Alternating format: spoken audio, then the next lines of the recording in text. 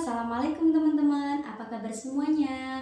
Bagaimana kabar hari ini? Aku berharap semuanya dalam kondisi sehat dan baik di masa pandemi seperti ini.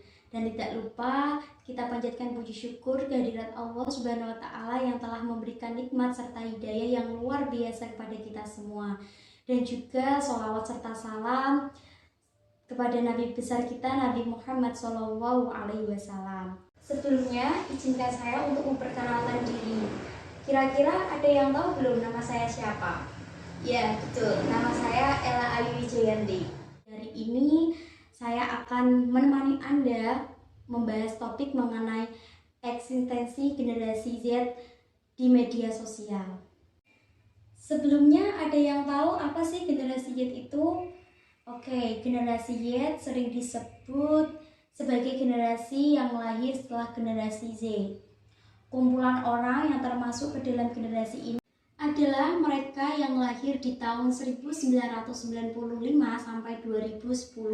Jadi, bila Anda lahir di rentang waktu itu, maka Anda juga termasuk ke dalam generasi Z. Umumnya mereka yang merupakan generasi Z disebut juga sebagai generasi internet. Mereka selalu terhubung dengan dunia maya dan dapat melakukan segala sesuatunya dengan menggunakan kecanggihan teknologi yang ada. Bahkan, gadget sudah menjadi pegangan dari sejak kecil, maka secara otomatis pengenalan teknologi dan dunia maya ini begitu berpengaruh pada perkembangan kehidupan dan kepribadian mereka. Generasi Z ini memiliki karakteristik yang berbeda dengan generasi lain karena generasi Z ini memiliki karakter yang menggemari teknologi, fleksibel, lebih cerdas, dan toleran pada perbedaan budaya. Generasi ini juga terhubung secara global dan berjejaring di dunia virtual. Meskipun terkenal open-minded, namun generasi ini juga diketahui memiliki karakter yang menyukai budaya instan dan kurang peka terhadap esensi privat. Sebagai kelompok yang banyak terpapar internet, maka saat mempunyai pengalaman baik atau buruk, mereka tidak akan diam saja. Mereka akan mengungkapkan isi hatinya ke media sosial. Gen Z ini memiliki kemampuan berpikir global karena sering menggunakan media sosial untuk berkomunikasi dengan seluruh orang di belahan dunia. Supaya Gen Z bisa memberikan peran besar untuk kemajuan bangsa, maka perlu adanya strategi untuk membentuk generasi muda. Karena Gen Z merupakan kelompok yang sangat pasif dalam penggunaan media sosial. Meskipun bermanfaat, namun penggunaan media sosial juga dapat memberikan dampak negatif. Maka dari itu, orang tua harus turut mengawasi anak-anaknya dalam menggunakan media sosial agar para Gen Z ini tidak terpapar dampak negatif dari internet. Yang kedua, menjaga komunikasi dengan orang lain. Koneksi dengan orang lain juga menjadi hal penting untuk membentuk Gen Z menjadi generasi unggul. Walaupun komunikasi lewat internet sudah mudah, namun hubungan dan sosialisasi dengan orang lain secara langsung juga tetap diperlukan. Yang ketiga, mencegah kesenjangan keterampilan.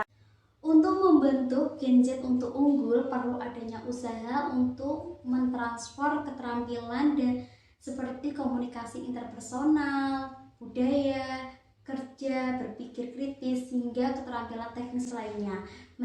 Menjadi generasi Z tidak hanya pintar bermain teknologi, namun juga memiliki keterampilan penting lainnya. Yang keempat, mendukung pola pikir global dan realitas lokal. Salah satunya karakteristik generasi Z yaitu memiliki pemikiran global. Hal ini dikarenakan Gen Z selalu terpapar internet yang dapat menghubungkan dirinya dengan orang di seluruh dunia. Walaupun memiliki pemikiran global, namun Gen Z juga harus didukung untuk memahami realitas lokal. Dan yang kelima, membantu menemukan identitas diri. Pola pikir Gen Z yang terbuka dan menerima perbedaan diri berbagai sisi membuat kelompok ini sulit mendefinisikan diri sendiri. Berbeda dengan generasi sebelumnya yang mendefinisikan dirinya berdasarkan ras, agama, hingga orientasi seksual. Maka dari itu, untuk membentuk Gen Z yang berkualitas, perlu adanya dukungan kepada Gen Z untuk mendapatkan identitas dirinya. Sekian dari saya, dengan harap yang saya sampaikan bisa memberikan informasi dan teman-teman bisa memahami dengan baik. Semoga kita bisa bertemu di lain kesempatan. Stay safe, stay healthy, and stay positive.